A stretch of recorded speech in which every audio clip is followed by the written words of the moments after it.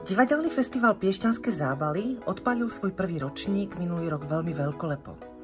My ako Múza Teatro sme boli jeho súčasťou s 3 predstaveniami a tento rok sme dostali pozvanie opäť.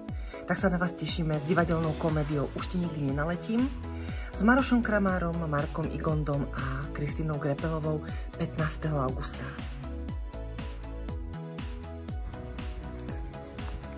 Dámy a páni, tak toto prežijem.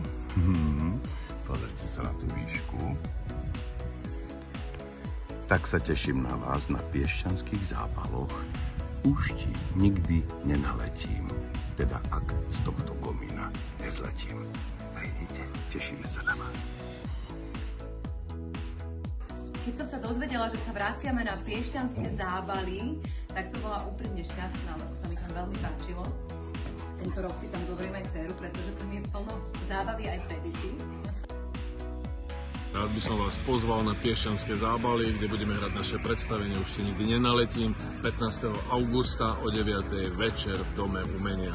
Čaute, tešíme sa na vás.